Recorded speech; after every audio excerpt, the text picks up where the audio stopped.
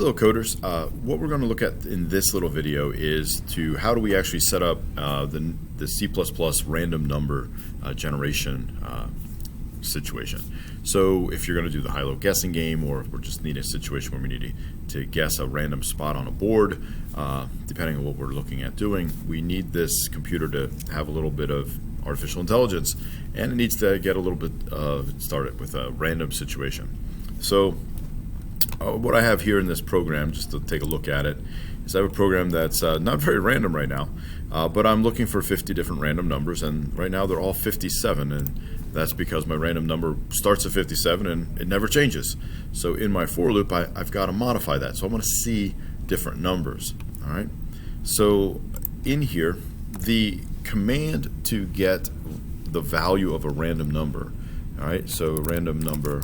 We're going to set that equal to this value called rand. All right. Now, this is a function, so we need to. It's already been declared and defined, but we need to tell the computer where to find it. So, at the top here, this is my sandbox programming project. I don't have this one up here yet. I need to include the correct include file. So when I do this, this is the C. It should be the C standard library, right? Yeah. Just look over my shoulder at my notes here real quick. Make sure I didn't say the wrong one first. We'll use another one second. The C standard library is where this function is found. Okay. So when we run this and we now change this, we can take a look to see what it generates. And you can see now the rand value now definitely has different numbers. It starts at 41, then 18,467, 6,334. All right, so let's run it again. 41, 18,467, 6,334. That didn't seem so random, didn't it? Run it one more time. Maybe they're just a spoof. Nope. It's the same list of numbers. And that's part of the story we need to tell you, is that the random numbers in C++ that it generates are the same random numbers that you get, I get, we all get. It's the same list. Okay? So it's not truly random, but we will adapt that and we will modify that at the end. But first of all, let's take a look at the numbers themselves and say, this isn't really relegated. Like, how do we get this to be within a certain range or a boundary of something we're expecting? So let's take, for just our example, let's just take the high-low guessing game you probably might have played as younger versions of yourselves, and you have to pick a number between 1 and 100, and the other person has to guess the number. So if we're going to go 1 to 100, what we do here is we need to know, we always mod by the number, how many are in the list that are possible. So 1 to 100 would be 100. So we're going to modulus this. So what happens when we modulus this is it's going to give us the remainders of 0 through whatever number it is. So in our thing here, it's 100. So 0 to 99 would be what we would get. Well, that's obviously we're 1 off, and that's because the last piece of the calculation is we always put in the calculation of where to start. Okay? So we always move it up to where it wants to start. So let's set these variables up with the correct calculations. So let's say int, I need some variables here, high, low, how many, we'll do in a moment. Let's do high, let's just set them straight up. So high equals 100, low equals 1, since that's what we're doing, and so what we're doing here is we need to calculate how many. So how many is equal, I can capitalize the M. How many is going to be equal to your high minus low. Right? And your start is equal to the low value, because that's where we're going to start. So we'll just copy low into start just to make this clean. All right? Again, using words that make sense in the formula. So if we were to run this now, this should take care of it. Let's see what we got.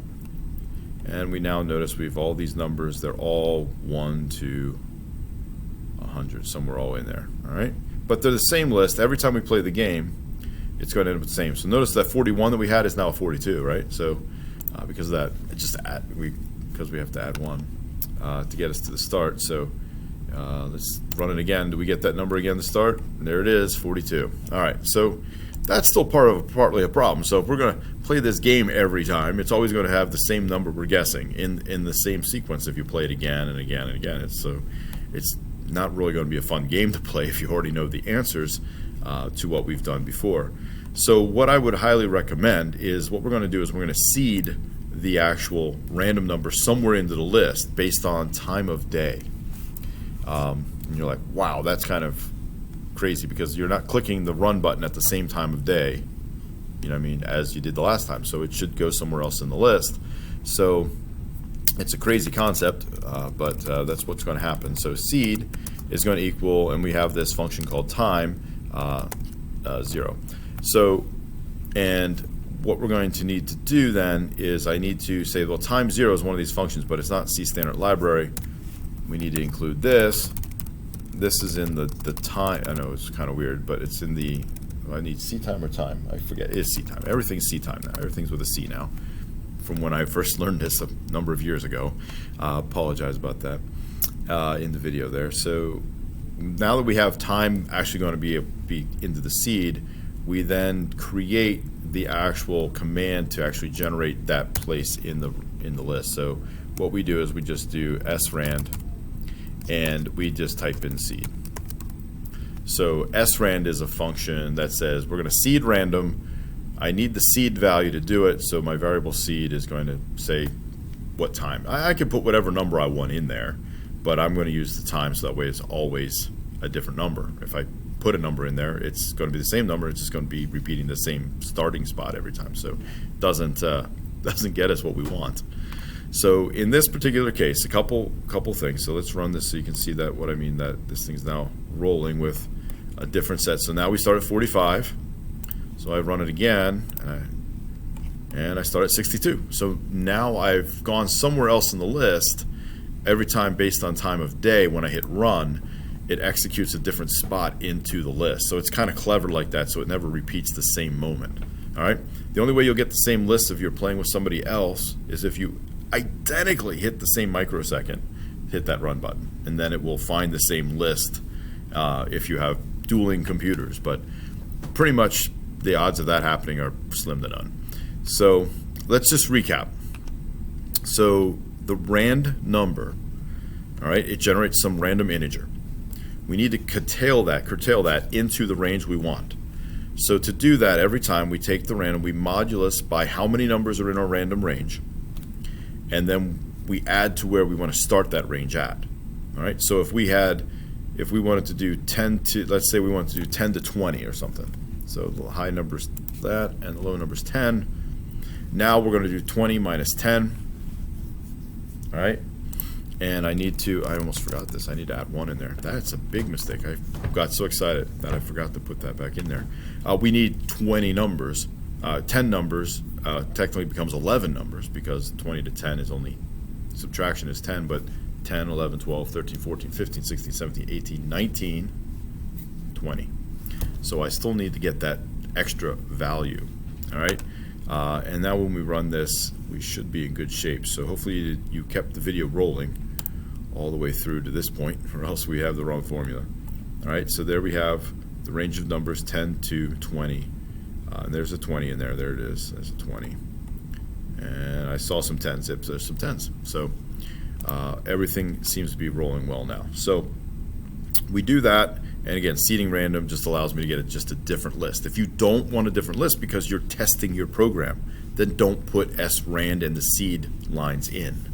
Okay?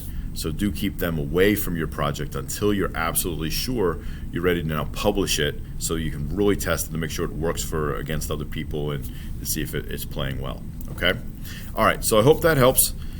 Here's your random number generation calculation that C++ users can use. We need this code, all right, to be generated to get it started, all right? And then, of course, we always have values for them, and that could be through input, or in this case, I just assigned them, all right?